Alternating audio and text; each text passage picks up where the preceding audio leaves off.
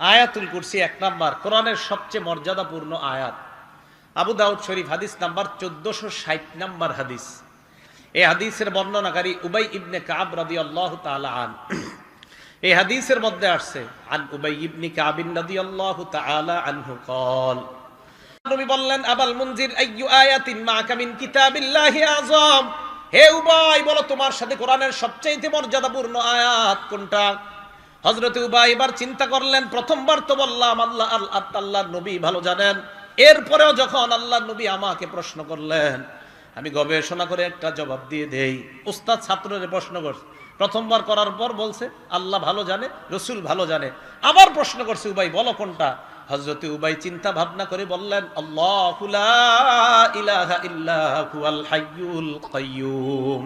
ইয়া রাসূলুল্লাহ, আমার কাছে মনে হয় আয়াতুল কুরসি হলো কোরআনের সবচাইতে মর্যাদাপূর্ণ আয়াত। আয়াতুল কুরসি এটাই কোরআনের সবচেয়ে মর্যাদাপূর্ণ আয়াত বলে মনে হয়। এবার নবীজি দেখেন কি করছে। উবাই ইবনে কাব বলেন, আল্লাহ নবী যখন আমার মুখে শুনলেন আয়াতুল কুরসি কোরআনের সবচেয়ে মর্যাদাপূর্ণ আয়াত, আমি যখন বললাম, দরবা ফি সদরি, আল্লাহ নবী আমার বুকে এইভাবে মৃদু আঘাত করলেন। মানে এ তাকান, শাবাশ শাবাশ, হ্যাঁ তুমি ঠিক বলছো, সুবহানাল্লাহ, এইভাবে শাবাশ শাবাশ বলছেন, হ্যাঁ তুমি সঠিক বলছো উবাই, এই যে তুমি জবাবটা দিলে আয়াতুল কুরসি এটা সঠিক। নবীজি শেষে দোয়া করলেন, লিয়াহনি লাকা আবাল মুনজির আল ইলম, উবাই তোমার ইলম যেন তোমার জন্য আনন্দের কারণ হয়ে যায়, তোমার বিদ্যা এটা যেন তোমার জন্য আনন্দের কারণ হয়। উবাই তোমার যে জ্ঞান আমি দেখলাম, মাশাআল্লাহ, তুমি গবেষণা করে বলে দিয়েছো আয়াতুল কুরসি, শাবাশ তোমার জবাব ঠিক আছে, সুবহানাল্লাহ। তাহলে আয়াতুল কুরসি কোরআনের মর্যাদাপূর্ণ আয়াত। 2 নাম্বার, আয়াতুল কুরসি কোরআনের প্রধান আয়াত। প্রমাণ তিরমিজি শরীফ 2878 নাম্বার হাদিস, 2878 নাম্বার হাদিস।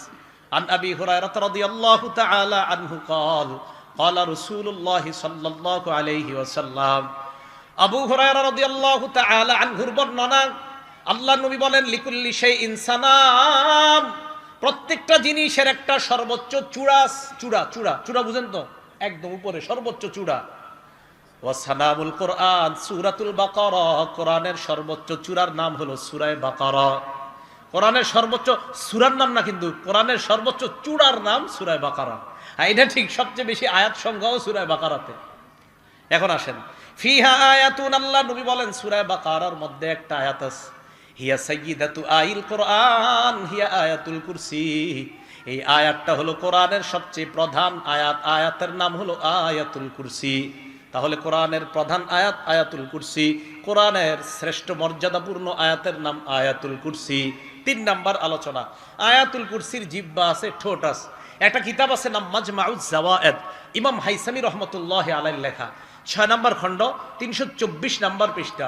উবাই ইবনে কাব রাদিয়াল্লাহু তাআলা আনহুর আরেকটা বর্ণনা, ক্বালা রাসূলুল্লাহি সাল্লাল্লাহু আলাইহি ওয়াসাল্লাম, আল্লাহ নবী বলেন, ইন্নালাহা লিসানা, নবীজি বলেন ইন্নালাহা আইলি আয়াতুল কুরসি লিসানা, নবী বলেন আয়াতুল কুরসির একটা জবান আছে, জিহ্বা আছে, ওয়া শাফাতাইন, 2টা ঠোঁট আছে। আয়াতুল কুরসির জিহ্বা আছে, 2টা ঠোঁট আছে, সুবহানাল্লাহ। আয়াতুল কুরসির জিহ্বা আছে, 2টা ঠোঁট আছে।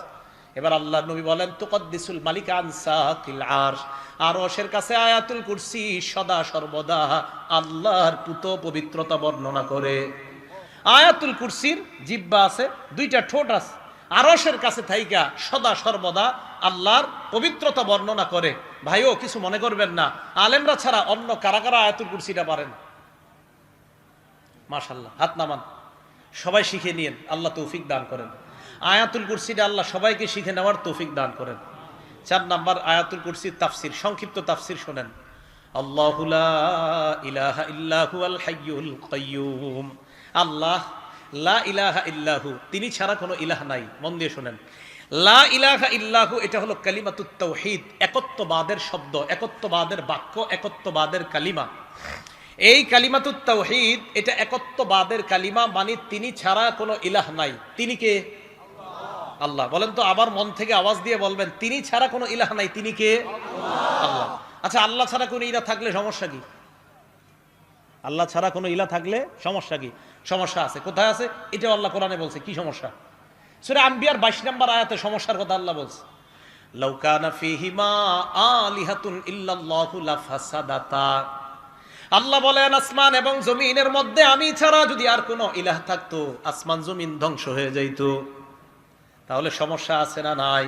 আল্লাহ বলেন আমি ছাড়া কোনো ইলাহ থাকলে আসমান জমিন ধ্বংস হয়ে যাইত। ক্ষতির ধরনটা কেমন? সূরা মুমিনুনের 91 নম্বর আয়াতে আল্লাহ বলেন ওয়ামা কানা মাহু মিন ইলাহ, আল্লাহর সাথে কোনো ইলাহ নাই। ইজান, যদি আল্লাহর সাথে কোনো ইলাহ থাকতো, লাযাহাবা কুল্লু ইলাহিম বিমা খালাকা আলা বাদুহুম আলা বাদ। আল্লাহর সাথে কোনো ইলাহ যদি থাকতো, প্রত্যেক ইলাহ তার সৃষ্টি নিয়ে পৃথক হয়ে যাইতো, এক স্রষ্টা আরেক স্রষ্টার উপর প্রাধান্য বিস্তার করত। আল্লাহ বলতেন আমি আজকে বৃষ্টি দিব, জমিনের ইলাহ বলতো বৃষ্টির প্রয়োজন নাই, গাছের ইলাহ বলতো বাতাসের প্রয়োজন নাই, সমুদ্রের ইলাহ বলতো মাছ থাকার প্রয়োজন নাই। আল্লাহ বলে গবেষণা চালাও, চালানোর পর বুঝতে পারবা আসমান জমিনের মধ্যে ইলাহ অন্য কেউ থাকলে সমস্যা হইতো। যেহেতু ইলাহ নাই, অতএব ইলাহ 100 জন 14 জন হবে না, ইলাহ হবে একজন, তিনি কে?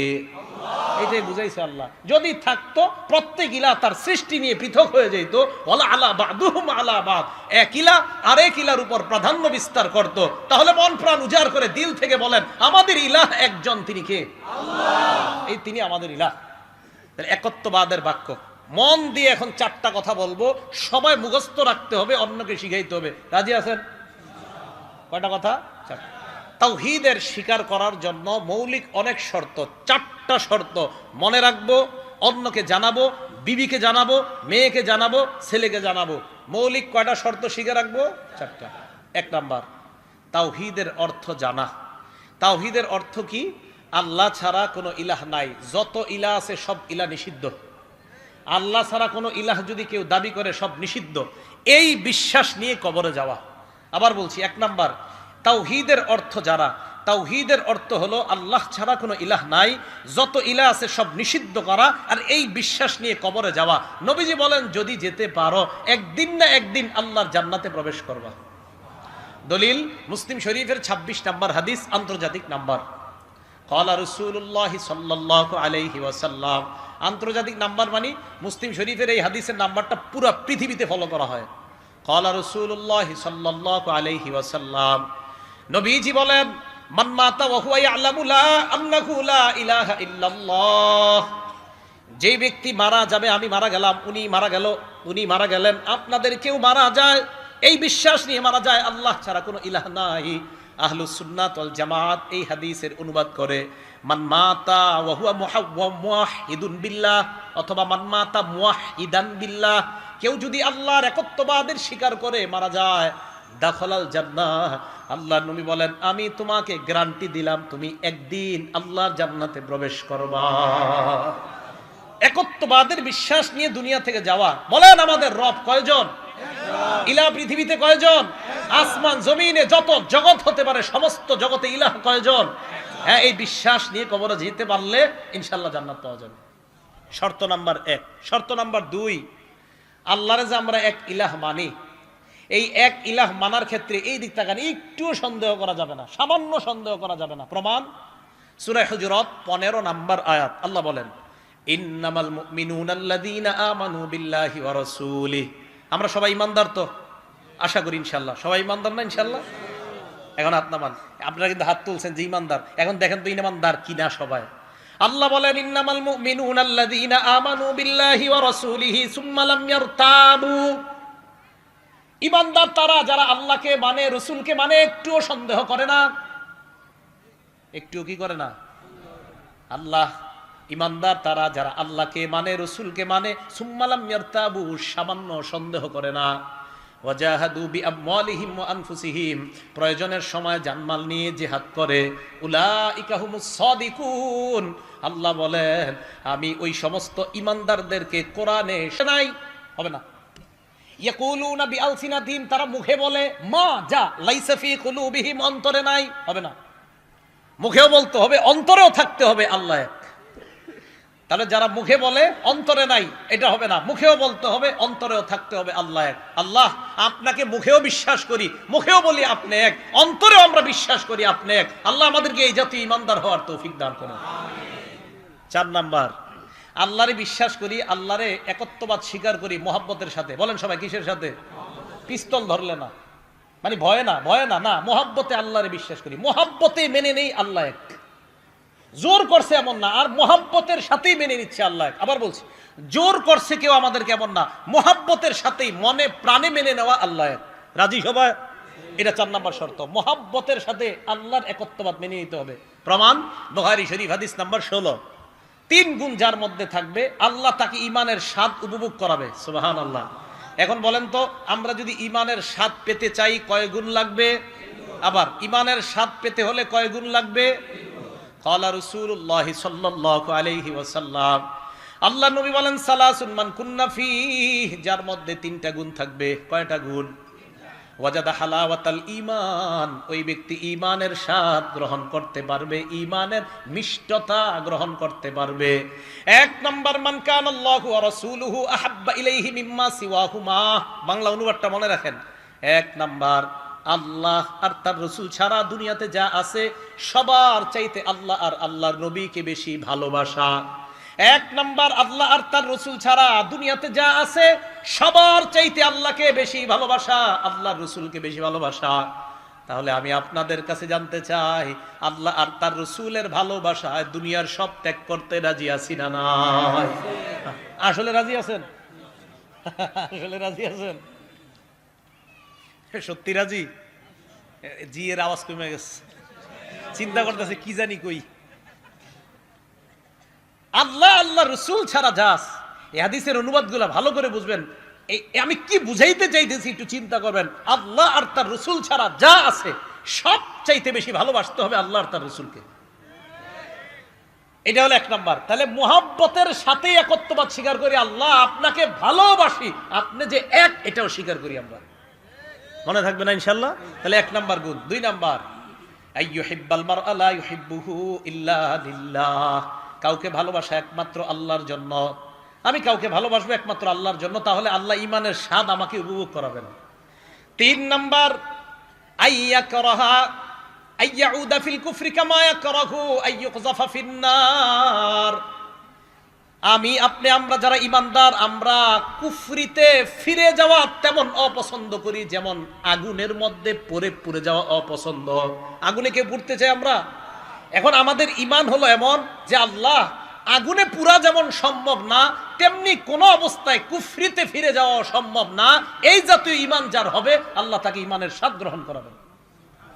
যে অসম্ভব, কুফরিতে আবার কিভাবে যাব? আগুনে যেমন আমি পুড়তে রাজি না আল্লাহ, এটা আমার অপছন্দ, আমি কুফরিতেও যেতে পারবো না, এটাও অপছন্দ।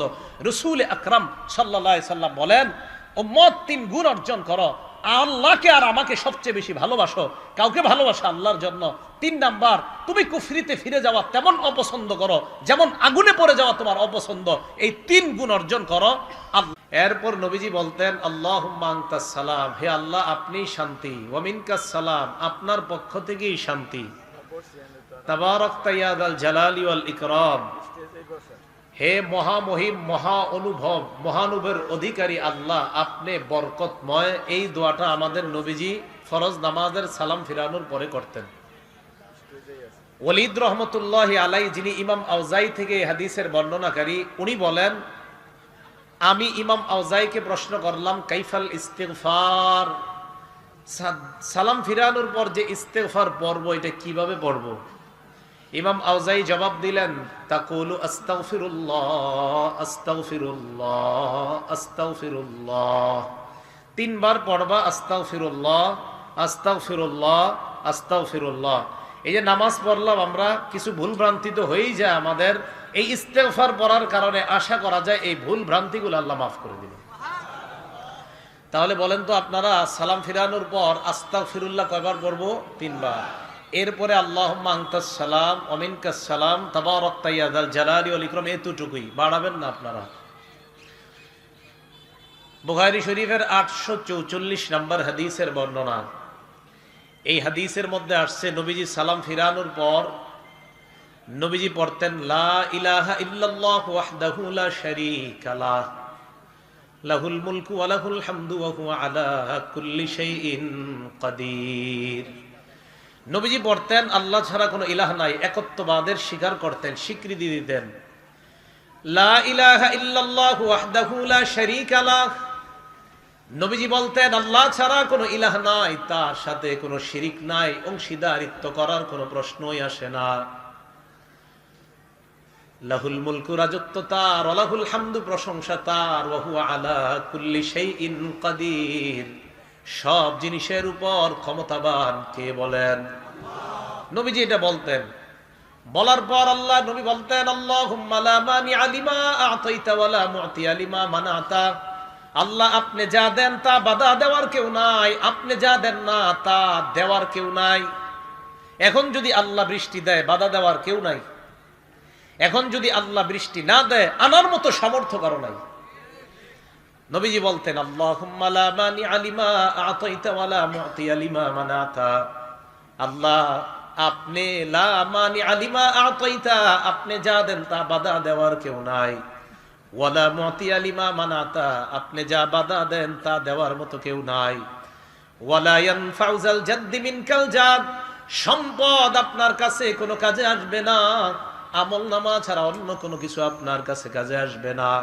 তাহলে সালাম ফিরানোর পর 3 বার আস্তাগফিরুল্লাহ পড়া, এরপর আল্লাহুম্মা আনতাস সালাম ওয়া মিনকাস সালাম পড়া, এরপর লা ইলাহা ইল্লাল্লাহু ওয়াহদাহু লা শারীকা লাহু, এই দোয়াটা পড়া, এরপর পড়া আল্লাহুম্মা লা মানিআ লিমা আ'তাইতা ওয়া লা মু'তিয়া লিমা মানা'তা ওয়া লা ইয়ানফা'ু যাল জাদ্দি মিনকাল জাদ। অনুবাদ হলো আল্লাহ আপনি যা দেন বাধা দেওয়ার কেউ নাই, আপনি যা দেন না তা দেওয়ার মতো কেউ নাই, আপনার কাছে সম্পদ কোনো কাজে আসবে না, নেক আমল কাজে আসবে। এরপর রাসূল আকরাম সাল্লাল্লাহু আলাইহি সাল্লাম আরো কিছু দোয়া পড়তেন সালাম ফিরানোর পর। মুসলিম শরীফের 597 নাম্বার হাদিস, এটা আন্তর্জাতিক নাম্বার। আমাদের কওমি মাদ্রাসায় যে হাদিসের কিতাব পড়ানো হয় নুসখা, এই হাদিস অনুযায়ী মোট হাদিস সংখ্যা হবে 3033টা। এই অনুযায়ী হাদিসের সিরিয়াল হবে 597 নাম্বার হাদিস। এই হাদিসের বর্ণনা আসছে ক্বালা রাসূলুল্লাহ সাল্লাল্লাহু আলাইহি ওয়াসাল্লাম। এই আমলটা আপনারা সবাই করেন, কিন্তু আজকে করছেন কিনা আমি নিশ্চিত না। নবীজি বলেন মান সাব্বাহাল্লাহা ফি দুবুরি কুল্লি সালাতিন সালাসাও ওয়া সালাসিনা ওয়া হামিদাল্লাহা সালাসাও ওয়া সালাসিনা ওয়া কাব্বারাল্লাহা সালাসাও ওয়া সালাসিন। ফরজ নামাজের পর যেই ব্যক্তি 33 বার বলবে সুবহানাল্লাহ, 33 বার বলবে আলহামদুলিল্লাহ, 33 বার বলবে আল্লাহু আকবার। ওলামায়ে কেরাম ছাড়া আজকে আসার পরে আমল কারা কারা করছেন? 33 বার সুবহানাল্লাহ, 33 বার আলহামদুলিল্লাহ। দেখছেন আমলকারীর সংখ্যা কত কম। আজকে মাহফিল দিয়েছেন কেন আপনারা? হ্যাঁ, দেখছেন আমলকারী মাত্র কয়েকজন হাত উঠেছে। ইন্না লিল্লাহি ওয়া ইন্না ইলাইহি রাজিউন। তো নবীজি বলেন প্রত্যেক এদিকে এদিকে এদিকে এদিকে তাকান, এদিকে তাকান, একদম ওর দিকে তাকাবেন না, এদিকে তাকান, সব এদিকে তাকান, এদিকে না তাকাবেন মাইক ছেড়ে দিব, তাকান, সব এদিকে তাকান, আমি আলোচনা করছি, আমার দিকে তাকান। 33 বার সুবহানাল্লাহ, 33 বার আলহামদুলিল্লাহ, 33 বার আল্লাহু আকবার। এই হলো নবীজি বলেন ফাতিলকা তিসআতু ওয়া তিসউনা, এই হলো 99 বার।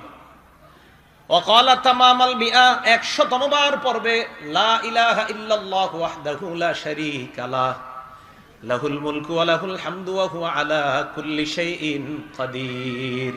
আল্লাহ নবী বলেন 33 বার 33 বার 33 বার 99 পড়ার পর 100তম বার যেই ব্যক্তি পড়বে লা ইলাহা ইল্লাল্লাহু ওয়াহদাহু লা শারীকা লাহ লাহুল মুলকু ওয়া লাহুল হামদু ওয়া হুয়া আলা কুল্লি শাইইন কাদির, এটা পড়ার সাথে সাথে গুফিরাত খাতায়াহু ওয়া ইন কানাত মিসলা জাবাদিল বাহ। আল্লাহ নবী বলেন সমুদ্রের ফেনা পরিমাণ গুনাহ যদি থাকে ওই গুনাহ আল্লাহ মাফ করে দেয়। সমুদ্রের ফেনা পরিমাণ গুনাহ আজকে মাত্র 7 জন মাফ করাইছে, বাকিরা করায়নি। রাসূল আকরাম সাল্লাল্লাহু আলাইহি সাল্লাম বললেন এই আমল করলে সমুদ্রের ফেনা পরিমাণ গুনাহ মাফ হয়ে যায়। আল্লাহ আমাদেরকে আমল করার তৌফিক দান করেন। এরপর নবীজি সাল্লাল্লাহু আলাইহি সাল্লাম আরেকটা আমল করতেন। এই যেমন এই যে এই ছেলেটা বসা, হ্যাঁ, নবীজি ওনার একজন সাহাবা আছে নাম মুআজ, আবু দাউদ হাদিস নাম্বার 1522 নাম্বার হাদিস, 1522। নবীজি ওনার সাহাবা মুআজ রাদিয়াল্লাহু তাআলা আনহুকে বলেন ইয়া মুআজ ওয়াল্লাহি ইন্নী লা উহিব্বুক, মুআজ আল্লাহর কসম আমি তোমাকে ভালোবাসি। সাহাবা নবীকে বলে নাই, নবী সাহাবাকে বলতেছে মুআজ আল্লাহর কসম আমি তোমাকে ভালোবাসি। একবার সুম্মা ক্বালা ইয়া মুআজ আল্লাহি ইন্নী লা উহিব্বুকা, আল্লাহ নবী আবার বললেন, মুআজ আল্লাহর কসম আমি তোমাকে ভালোবাসি। এরপর আল্লাহ নবী বললেন, মুআজ উসিকা, আমি তোমাকে একটা ওসিয়ত করি, ভালোবাসার দাবি নিয়ে আমি তোমাকে কিছু বলতে চাই। লা তাদআদনা ফি দুবুরি কুল্লি সালাত, 5 ওয়াক্ত ফরজ নামাজের পরে এই আমলটা কখনো তোমরা ছাড়বা না। মুআজকে আল্লাহ নবী বললেন, মুআজ আমি মোহাব্বতের দাবি নিয়ে তোমাকে একটা আমল শিখাইতে চাই, এই আমলটা ফরজ নামাজের পর কখনো ছাড়বা না। আমার কেমন যেন আত্মবিশ্বাস, আলেমরা ছাড়া অন্যরা কেউ এই আমলটা আজকে করেনি নাই। আত্মবিশ্বাস হয়তো করছেন, বলতেছি দেখি করছেন কিনা। ফরজ নামাজের পর নবী ওনার সাহাবাকে বলছে জীবনে ছাড়বা না এটা। এখন দেখি আজকে কে কে ছাড়ছেন। কি? ফরজ নামাজের সালাম ফিরানোর পর বলবা আল্লাহুম্মা আইন্নি আলা যিকরিকা ওয়া শুকরিকা ওয়া হুসনি ইবাদাতিক। ওলামা ছাড়া অন্য কে এই দোয়াটা পড়ছেন আজকে? একজন। দেখছেন, নবীজি তার সাহাবাকে বলছে জীবনে ছাড়বা না এটা, একজন মাত্র পড়ছে। নবীজি তার সাহাবাকে বলছে মোহাব্বতের দাবি নিয়ে বলে জীবনে আমল ছাড়বা না, একজন পড়ছে আমলটা। তুমি এই দোয়া করবা মুআজ, কোনদিন ফরজ নামাজের পর এই দোয়া ছাড়বা না। কি? তুমি আল্লাহকে বলবা আল্লাহুম্মা আইন্নি আলা যিকরিকা, আল্লাহ আপনি আমাকে সাহায্য করেন যেন আমি আপনার বেশি বেশি জিকির করতে পারি। ওয়া শুকরিকা, আমাকে সাহায্য করেন যেন আমি আপনার বেশি কৃতজ্ঞতা প্রকাশ করতে পারি। ওয়া হুসনি ইবাদাতিক, আল্লাহ আপনি সাহায্য করেন যেন বেশি বেশি আপনার ভালো ইবাদত করতে পারি। কি সুন্দর দোয়া! আল্লাহ সাহায্য করেন যেন আপনার জিকির বেশি করতে পারি, সাহায্য করেন যেন আপনার শুকরিয়া বেশি আদায় করতে পারি, সাহায্য করেন যেন আপনার ভালো ইবাদত বেশি করতে পারি। এই দোয়াটা সবাই শিখে নিবেন। নবীজি বলছে মুআজ আমি তোমাকে ভালোবাসি, একবার। নবীজি আবার বললেন মুআজ আমি তোমাকে ভালোবাসি, 2 বার। এরপর নবী বললেন মুআজ ফরজ নামাজের পর লা তাদআদনা, কিছুতেই কখনো এই দোয়াটা ছাড়বা না। কি? আল্লাহকে বলবা আল্লাহ আপনি আমাকে সাহায্য করেন আমি যেন আপনার জিকির বেশি করতে পারি, আল্লাহ আমি যেন আপনার কৃতজ্ঞতা বেশি আদায় করতে পারি, আমি যেন বেশি ইবাদত করতে পারি। এই দোয়া করা কখনো ছাড়বা না। এটা নবীজি তার সাহাবা হযরত মুআজকে শিক্ষা দিলেন। আল্লাহ আমাদের সকলকে এই দোয়াগুলা শিখে নেওয়ার তৌফিক দান করেন।